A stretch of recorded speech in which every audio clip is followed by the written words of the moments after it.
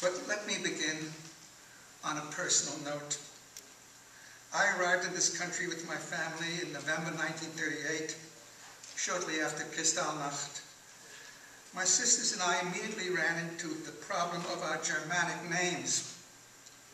My oldest sister was called Mali Erna. Twin names like that were not uncommon custom in Germany. The problem was solved by dropping the name Erna and changing Mali to Molly, spelled with an IE, to remind us of the missing Erna. But my rebaptism was not so simple.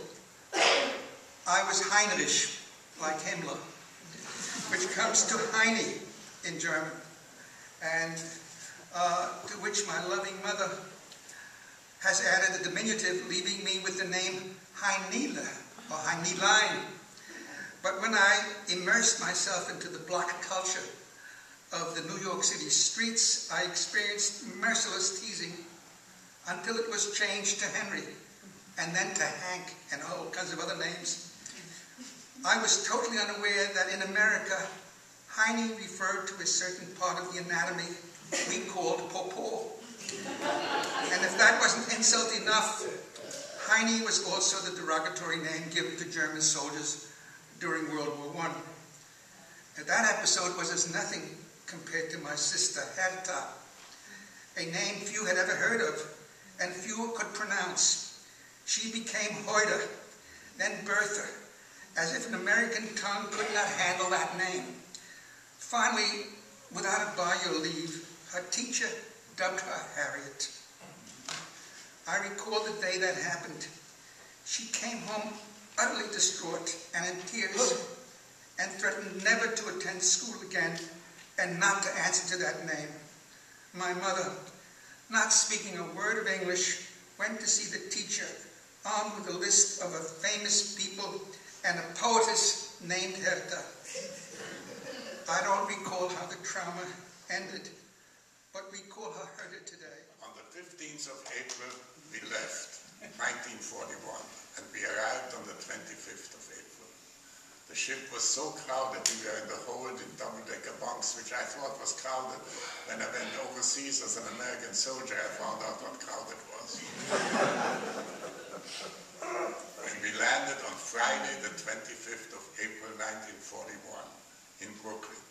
I spent the night on deck because I didn't want to miss the sight of the Statue of Liberty. We landed and American officials came aboard to check our documentation. And this was miraculous because they were polite. They were nice.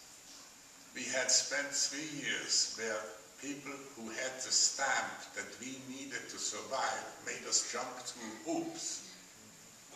And here there were these Americans who were utterly pleasant to us and who treated us as if we were their equal. It was remarkable. And we arrived Friday evening. We found a hotel on Columbus Avenue on 81st Street. There was a deli around the corner, a Jewish deli, and we had the best meal of our lives. For the first time in 2 years, we had Jewish food. And we went to work. I got a job as a shipping clerk, and I went to school at night from 7 to 10 at New Year evening high school, which was where Lincoln Center now stands. And on my 18th birthday, I enlisted in the army. And eventually, after they taught me how to salute, which is the most important thing in the army, salute everything that moves.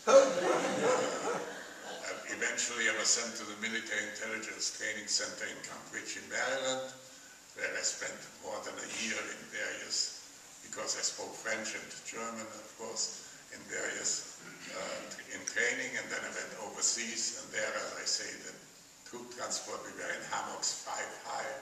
In each hammock we had a rifle, a bag, and we always had to wear a life jacket, and landed in Northern Ireland, in Belfast, Northern Ireland. I landed in March of 1944, went to a replacement depot where I was recruited by the OSS, and then I served partly as an OSS agent and then eventually as a counterintelligence corps agent, as a CIC agent throughout the campaign. I was able to participate in the liberation of Paris, and then went through the Battle of the Bulge and crossing the Rhine and everything else. I got to Dachau 2 days after it was liberated, and I still saw an awful lot of bodies and still smelled that horrible smell.